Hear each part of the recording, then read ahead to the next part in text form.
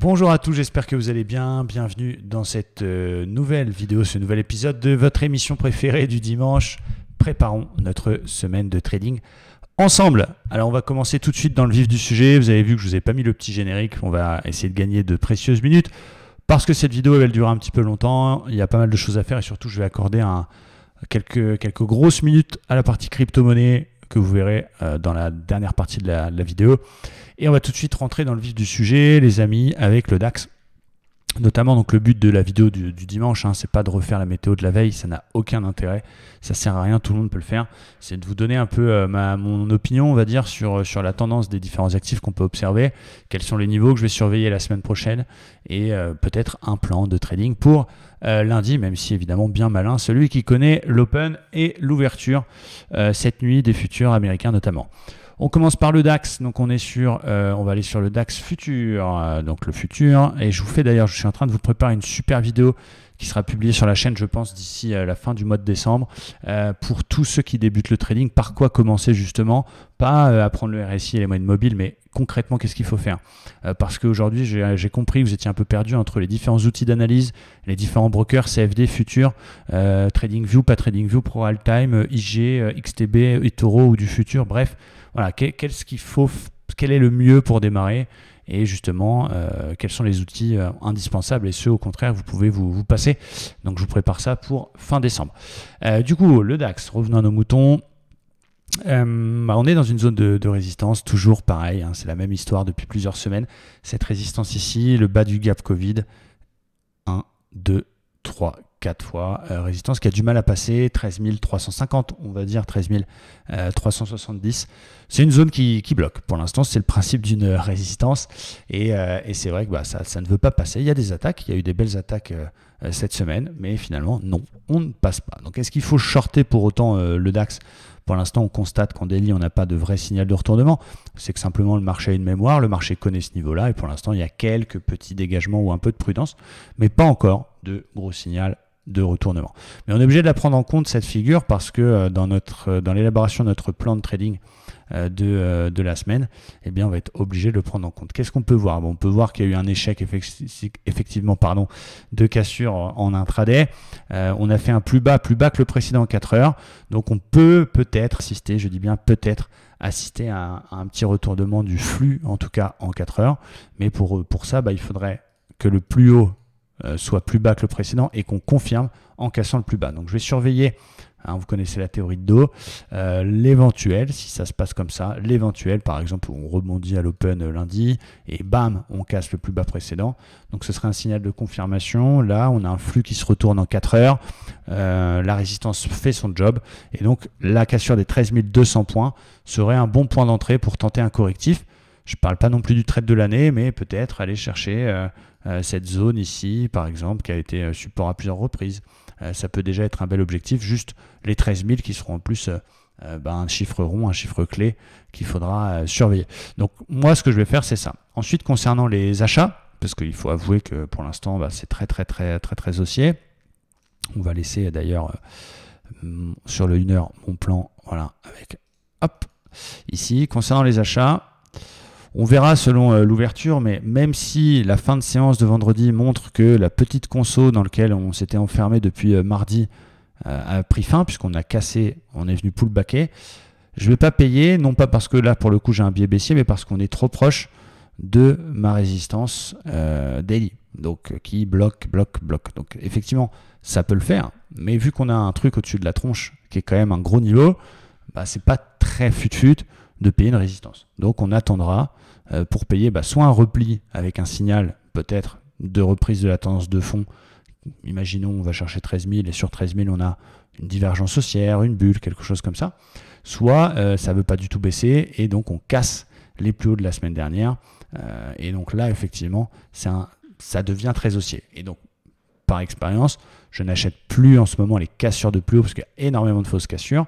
On attend toujours un repli, idéalement un pullback, et on essaie d'essayer de payer les points bas, les replis dans un flux haussier. Donc c'est important que vous définissiez votre flux, votre priorité en termes de recherche de trade, et ensuite si c'est haussier, vous essayez de payer des petits replis, si c'est baissier, vous essayez de payer des rebonds. Là c'est très haussier, On était dans une petite phase de consolidation qu'on a cassée par le haut, mais on est sous la zone de résistance. On est un peu voilà, le cul entre deux chaises autour de ce niveau. Soit le DAX en sort complètement et ça y est, bam, on pète la zone de résistance daily 13 350 boosté par les indices américains. Et là, effectivement, il faut payer les replis. Soit on retourne le flux 4 heures en cassant le précédent plus bas. On devient donc vendeur en termes de flux. Et donc, j'essaie de shorter les rebonds pour essayer d'aller chercher la zone 13 000. Voilà mon plan. Ça peut évidemment évoluer par rapport à l'open. Du côté du Dow Jones, sur le futur, c'est pareil. Waouh, j'ai envie de dire, j'ai entendu un spécialiste, sur BFM dire il n'y a plus de prix, il n'y a plus de prix dans ce marché. C'est pas faux, hein, c'est complètement waouh, incroyable, incroyable. Alors imaginez que ça se poursuive, où est-ce qu'on peut aller? C'est ça qui est difficile quand on a des plus hauts historiques, 31 000, 32 000, 40 000, 100 000, j'en sais pas, le dos, c'est le Bitcoin. Bon voilà, on est aussi en daily, on a fait une nouvelle clôture, nouveau record historique, il n'y a pas de signal de retournement, donc voilà, c'est pas pour l'instant, il n'y a pas de signaux de faiblesse de la tendance, même si sur du flux plus court terme, bah, on va peut-être gentiment nous faire, et c'est ce que je vais surveiller pour la semaine prochaine sur le dos, je vais me contenter de ça. En attendant, vu que le flux est très haussier, prioriser, sauf très gros setup, bah, les scalps à l'achat, sur repli par exemple. On a fait des beaux petits trades, alors je ne sais pas si avec le 1 minute j'ai assez d'historique pour vous montrer ça. On a fait des moins beaux trades, comme on a fait des beaux petits trades aussi. Hop, pardon, désolé. 1 minute, clac, et on va mettre 15 000 unités. Vous voyez, je vais essayer de vous trouver quelque chose qui vous commente mes dires. Les petites bubules 1 minute, bon, faut remonter pour jeudi, voilà, des petites bubules comme ça. Ça, c'est des petits trades sympas. Le flux principal, il est haussier. On a une bulle, on a une petite baisse à l'open, ou en fin de séance, on a une bulle validée. Là, on va chercher la MM20. Ça, c'est le genre de petit trade qu'on fait en scalp l'après-midi en direct dans Livestream Trader. Voilà, donc évidemment, le flux, pour l'instant, il est très haussier. Et c'est le type de trade qu'on va rechercher, sauf très gros setup où on a des vagues de Wolf, ce genre de choses. Et c'est justement ce que je vais surveiller. J'adore les vagues de Wolf, elles ont quand même une belle efficacité. Voilà, j'ai pré-tracé les choses, donc je n'anticipe pas pour l'instant. Mais si on vient chercher cette ligne et qu'on réintègre, qu'on pourrait faire une 1, 2, 3, 4, 5, une Wolf 4 heures, pourquoi pas? Donc je vais surveiller je lance très peu de swing sur le Dow Jones, mais je vais surveiller la zone 30 400, 30 480, sur lequel on peut faire éventuellement une vague de Wolf, mais pour l'instant, elle n'est pas ni faite ni validée, donc prudence. On a cassé le précédent plus haut. Bon voilà, il n'y a rien d'autre à dire que c'est très très haussier, et bravo à ceux qui ont les coronesses d'acheter ces niveaux-là. Je vous tire mon chapeau. Du côté du Nasdaq, donc j'ai pas de plan pour demain pour le DAX, hein, pour le Nasdaq, je vais y arriver, pardon, pour le Dow Jones. Là, on est venu casser le précédent plus haut, on pullback, mais très franchement, je suis incapable d'acheter en swing ces niveaux-là. Voilà, en scalp, il n'y a pas de problème, sur un repli, en swing, c'est pas possible. Après, on peut surveiller peut-être vraiment celui qui veut vraiment payer et trouver un point d'entrée. Bon, c'est vrai qu'il y a un espèce de canal qui s'est formé en 4 heures. On peut essayer de surveiller le bas du support, le bas du canal ici. Si jamais on a un vrai gros repli et que la vague de Wolf se met en place, bon, on surveillera le support ici. Mais là, franchement, désolé, mais c'est pas pour moi. Du côté du Nasdaq, c'est pareil, très haussier, nouveau record historique. Il enchaîne néanmoins des bougies un peu cheloues, des petits doji, des petites toupies, parce que il en a peut-être un peu moins sous la semelle que les autres, mais il est toujours sur ses records. Et là, c'est pareil, il n'y a pas de gros signal de retournement sur le Nasdaq. Il y avait une petite divergence en formation en fin de séance vendredi qui a commencé mardi, une espèce de div 4 heures, voilà, qui était très légère, mais qui ne s'est jamais validée, et on a fait un nouveau plus haut derrière, donc pour l'instant ma cash, comme on dit dans le jargon, et du coup bon, j'ai pas de signal exploitable pour le Nasdaq. Il est très haussier, bravo à ceux qui payent les cassures de plus haut. Je sais pas, j'ai pas d'idée de jusqu'à quand ça va continuer comme ça. C'est pas mes méthodes, donc plutôt que de vous dire des bêtises, je préfère rester à l'écart pour le coup et attendre un signal beaucoup plus exploitable pour un day trade ou pour un swing. Donc je répète, côté indice, très haussier, sur des records historiques pour les indices américains, zéro repli, pas de signaux de retournement, ça fait que monter, mais en même temps, t'as pas acheté, boum, tu veux rentrer, c'est là justement que tu achètes le plus haut, c'est un grand classique. Donc moi je reste à l'écart. Sur le DAX, je vais surveiller la cassure du plus bas précédent, éventuellement si jamais on part dans un flux baissier, Là, je chercherai des ventes sur rebond. Et si on casse les plus hauts de l'année, on va dire, là, enfin, les plus hauts précédents qui sont quasi les plus hauts annuels, on verra pour acheter les 13 450 K. C'est pas les plus hauts annuels, pardon, parce que les plus hauts annuels, c'était 13 790, justement. Donc, il y a de la marge pour aller chercher ça si jamais on pète les plus hauts. Voilà, j'espère que c'est clair. C'est un peu... voilà, on fait ça en direct, donc il n'y a pas de grosse préparation pour les vidéos. C'est un peu comme les lives du matin. Ça vous met un peu dans le bain de ce que vous pouvez vivre avec nous. Si jamais vous rejoignez livestream-traders.com, il y a tous les liens juste en bas dans la description de la vidéo. Ça vous permet de bénéficier d'une formation, ça vous permet de bénéficier d'un encadrement, d'une communauté, des lives tous les matins, tous les après-midi, de coaching le mardi, le jeudi, de Ventrilo qui vous permet de discuter entre vous, d'un Discord privé, de nos trades par SMS. Enfin, vous avez un tas de choses pour justement monter en compétences et petit à petit, tout doucement, essayer de maîtriser le trading et de pouvoir devenir autonome. On continue avec le gold. Donc le gold, on a payé la semaine dernière, je vous l'avais dit, sur la divergence qui s'est validée en 4 heures. Très très belle divergence haussière, vous la voyez, un plus haut, un plus bas, un plus bas, plus haut sur le RSI. On a acheté la validation, donc on a acheté par ici, 1790. On est allé chercher 38% de Fibo. On laisse couler bien évidemment jusqu'aux 50. On est aussi acheteur sur le pétrole. Le pétrole, je l'ai acheté en daily, c'était un swing. Regardez au niveau de la flèche ici. Cassure de canal, baissier, petite phase de consolidation. On casse, on pullback. On a acheté sur le pullback. On a visé en premier temps les plus hauts précédents. On a sorti, même pas, on a mis 50%, pardon, on n'a pas sorti 50%, on a mis le stop en break-even. Et le deuxième objectif, c'est le comblement du gap. Voilà, il a l'air de s'y diriger tranquillement. Donc, ça fait plaisir de voir des belles choses comme ça. Du côté du Forex, on a ajouté une position, une ligne à nos positions. Donc, d'abord, on a clôturé l'euro GBP en gain. Ensuite, on a acheté il y a 2 jours, 3 jours, je ne sais plus si c'était jeudi. Ouais, c'était jeudi. Cette divergence haussière sur l'euro NZD. Vous voyez, sur un support, boum boum. Donc ça part bien, c'est cool.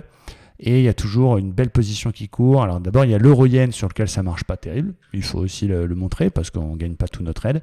Et il y a l'épaule tête-épaule sur le blé dont je vous ai parlé pendant plusieurs semaines qui commence vraiment à rapporter du pognon. Donc bravo à ceux qui ont suivi et bravo à ceux qui ont tenu. L'objectif de la tête, c'est au niveau des pointillés et je laisserai couler une partie pour essayer d'aller chercher le bas du canal haussier. Donc ça, c'est cool, ça fait plaisir. Qu'est-ce que je surveille en Forex? Donc il y a l'euro-dollar qui est sur un niveau extrêmement élevé. Il y avait une divergence 4 heures, pardon, elle est là. Bon, après, j'allais pas ouvrir une divergence vendredi après-midi parce que bon, se retrouver comme ça, il y avait pas mal de news en plus en fin de semaine, la NFP, les machins, les trucs. Voilà, donc j'ai préféré y voir un peu plus clair. Donc cette divergence est crédible puisqu'on pourrait avoir un repli éventuel sur l'ancienne résistance. Donc on joue pas le retournement de l'année, mais on joue juste un repli technique sur ce support qui est en train de créer cette résistance. Donc on surveille ça pour un trade swing.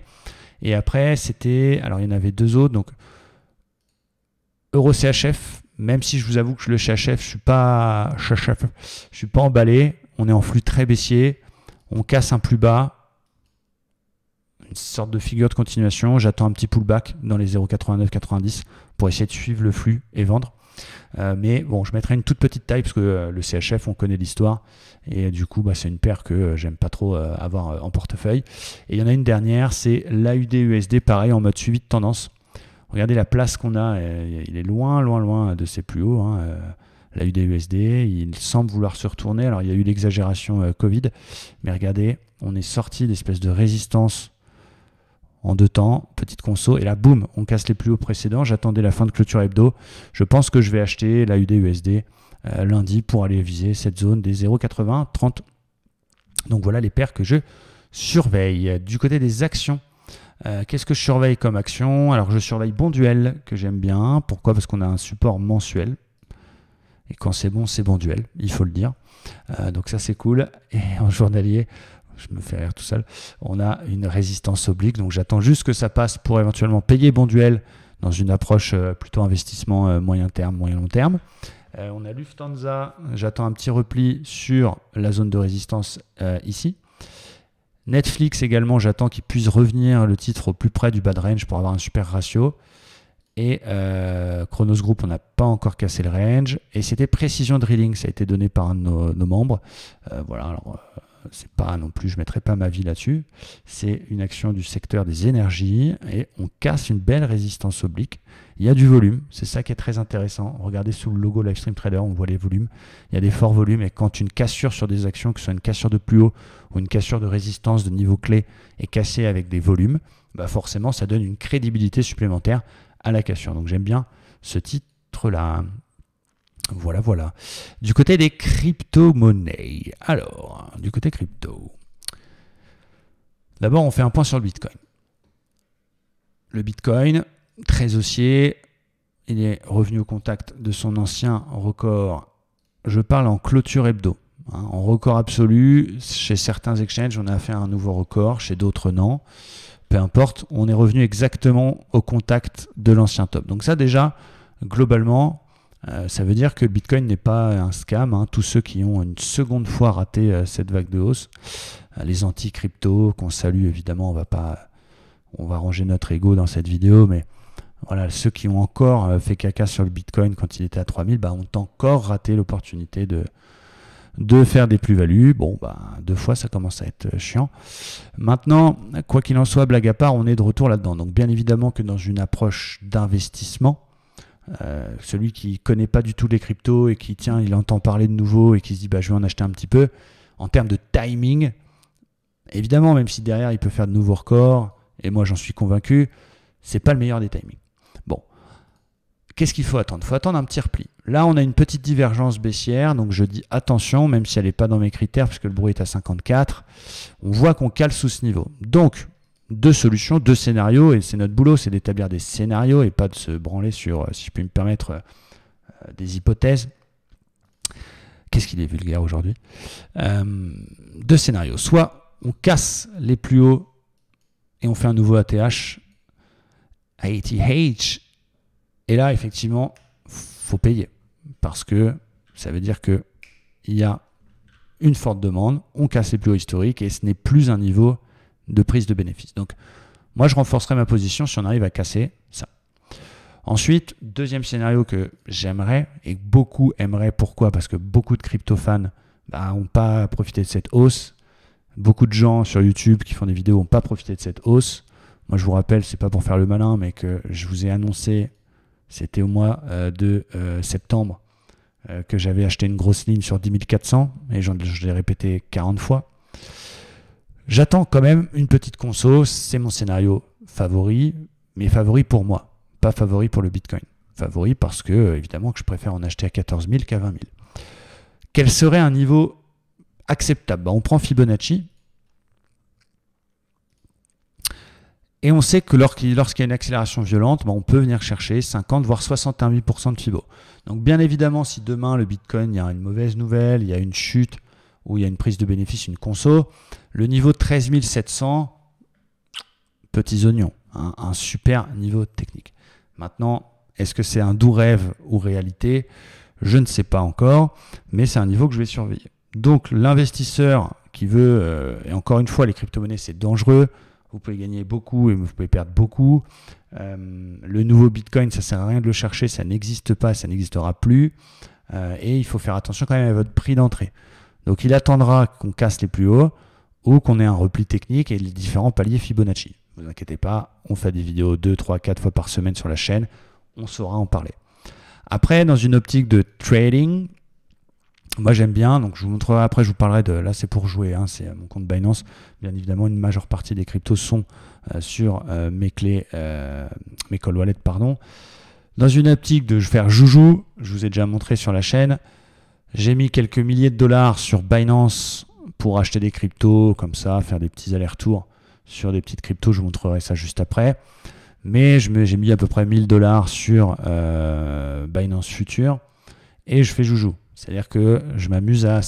on ne peut pas vraiment parler de scalping, on va parler plus de day trading, j'essaie de le dire avec l'accent. Et je m'amuse à scalper à la fois à l'achat comme à la vente sur des setups que vous connaissez, que vous voyez avec moi en vidéo, des vagues de Wolf, des divergences, des bulles, ce genre de choses. Et ce qui est génial, c'est que c'est ouvert 24-24, 7-7, donc tu n'as pas de gap. Et du coup, hier soir, il était 3 h du matin, on était sur Ventrilo avec Laosine, un des membres de la communauté, et on s'est fait 2 petits achats Bitcoin J'ai pas dû gagner grand-chose, j'ai dû gagner un peu moins de 100 $, mais ça fait plaisir. Donc moi je le fais, pourquoi? Parce que c'est de l'argent que je peux me permettre de perdre, je suis en levier 25 et je vais vous montrer, il n'y a pas de lézard, pour vous montrer comment ça marche. Je suis prêt à perdre quelques dollars encore une fois. Là je vais acheter un bitcoin qui vaut donc 19 000 $. On va en shorter, tiens, on va se faire un petit kiff. Et du coup, vous voyez en levier 25, il me marge seulement, entre guillemets, 762 $. C'est-à-dire qu'il me faut seulement 762 $ pour trader ça. Maintenant, l'objectif, c'est de faire des petits scalps. Alors, je vais juste vous montrer. Donc, je clique sur Short. Voilà. Et donc, je suis short sur le Bitcoin. L'intérêt, c'est qu'il y a très peu de frais sur Binance Future. Après, je m'intéresse aussi à des DEX. Pour ceux qui connaissent un petit peu les exchanges décentralisés, la DeFi, etc., on en entend beaucoup parler. Je ne suis pas l'expert de l'année, mais je m'y connais quand même un petit peu. Je me permettrai d'en parler un peu plus tard sur la chaîne. Je m'intéresse à Synthetix, je m'intéresse à FTX bien évidemment. Mais déjà Binance, c'est très très bien si vous avez envie de vous faire quelques petits trades comme ça. Mais encore une fois, ça demande beaucoup d'expérience, une certaine résistance au stress. Et on est quand même dans une partie quand même un peu gambling. Il faut l'assumer. Ça ne veut pas dire que c'est pas bien, mais il ne faut pas le faire avec ses économies. Il faut dire, ok, bon, Romain, je vais peut-être pas faire un BTC comme lui, je vais peut-être faire 0,1 BTC. Du coup, tu as besoin de à peu près 80 $ de marge. Tu mets 200-300 $ et tu te fais des petits allers-retours. Voilà. Encore une fois, je vous mets tous les liens en question. Je vous mets le lien d'ailleurs d'affiliation Binance Future qui ne me rapporte pas une affiliation comme on a pu le faire avec d'autres brokers. Ça vous permet simplement d'avoir 10% de frais en moins. Et il y a 10% qui sont pour nous. Mais comme ça, c'est gagnant-gagnant. Je vous mets le lien là-dedans. Donc, voilà, je m'amuse à faire ça. Bon, on va mettre un stop quand même. Vous voyez, vous pouvez mettre un stop avant de rentrer en position, comme vous pouvez mettre un stop après. Donc là, par exemple, 19 430. Donc je mets un stop loss, 19 430. Voilà, je perdrai 373 € si ça ne marche pas. C'est pour vous montrer que vous pouvez mettre un stop, vous pouvez mettre un TP, vous pouvez sortir 50% de votre position, 25%, 100%, c'est vous qui voyez. Et voilà, donc là, c'est pour la démonstration. Je pense que si je gagne 5 $, je m'en irai. C'est vraiment juste pour vous montrer comment ça se passe, mais la simplicité des choses. Mais qui veut dire simple, ne veut pas dire facile, encore une fois. Donc je vous mets en garde parce que je sais que la dernière fois, je vous en ai parlé et qu'il y a eu beaucoup de messages par rapport à ça. Voilà, ça reste gambling et il faut le faire avec de l'argent qu'on peut se permettre de perdre. Je vais le mettre à gauche. Hop, comme ça, je surveille. Je vous parle aussi des Bitcoin Latinum. J'ai fait un petit investissement sur du Bitcoin Latinum. Bitcoin Latinum, c'est quoi? C'est une crypto-monnaie, un fork du Bitcoin qui, soi-disant, est un peu plus rapide, permet d'avoir plus de transactions à la seconde, etc. Un peu plus adapté justement à tout ça. Il n'y a aucune garantie que ça aille à 10 000 non plus. Il vaut 5 $. Ça peut être un gros flop. Moi, je vous dis, j'en ai pris à peine 100. Donc j'ai mis 500 $ dedans et si ça ne marche pas, c'est une somme que je peux me permettre de perdre. Et malheureusement, je sais que vous avez été très nombreux à m'écrire à ce sujet-là. Malheureusement, la prévente, elle est terminée. C'est pour ça que je voulais vous montrer leur site. Voilà, vous voyez, pre-sale phase 1 complète. Deux autres petites cryptos. Donc ça, c'est mon petit compte Binance. On fait joujou. C'est évidemment pas l'ensemble de mon portefeuille. C'est ce qui me permet de faire du gambling. Donc j'ai mis quelques Ethers, quelques BTC pour acheter des petites cryptos. J'ai acheté dernièrement 3 cryptos, du NEM, du Solana et justement Unifi Protocol qui est aussi adapté à la DeFi. Donc c'est plutôt cool parce que ça part plutôt pas mal. L'Unifi aujourd'hui prend 25%, donc il y a très peu d'historique sur l'Unifi. Voilà, c'est juste une crypto qui a été lancée sur Binance, donc j'en ai pris et ça fait plaisir puisque je suis quasiment déjà au double de mon investissement. J'ai pris une autre qui est en baisse aujourd'hui, justement c'est peut-être une opportunité pour vous, ça s'appelle Solana. Alors c'est quoi Solana? Solana, c'est une blockchain. Asher en a fait une superbe vidéo. C'est une blockchain qui n'utilise pas le proof of work, mais qui va ajouter le proof of history pour avoir justement plus de transactions, et qu'aujourd'hui beaucoup de DEX vont utiliser, notamment Serum, où les volumes sont encore un peu limités, mais même le boss des FTX en a parlé, a dit que la blockchain Ethereum, malgré Ethereum 2.0 qui pourra quand même changer la donne, mais il a dit en gros que la blockchain Ethereum, elle est saturée, aujourd'hui elle n'est pas adaptée à la DeFi. La DeFi, c'est quoi? Ce sont les services bancaires qu'on connaît aujourd'hui, mais qui sont déjà proposés de manière décentralisée. Aujourd'hui, avec DeFi, ce n'est pas une crypto, comme a pu le dire un influenceur au QI très limité. C'est un écosystème. C'est-à-dire que vous allez avoir des prêts bancaires, enfin des prêts. Vous allez pouvoir épargner vos cryptos, vous allez pouvoir trader, échanger vos cryptos, vous allez pouvoir faire tout ce qui existe aujourd'hui, mais de manière décentralisée. C'est-à-dire qu'il y a une mise en relation directe entre acheteurs-vendeurs avec de la liquidité abondante et aussi sans intermédiaire, donc sans frais et avec des fees vraiment très très bas. Donc la DeFi à peu près, en gros, si demain vous voulez en parler à votre tonton le jour de Noël, c'est la finance décentralisée, c'est les services bancaires, c'est les services financiers qu'on connaît actuellement, mais disponibles sur des blockchains et qui sont en direct.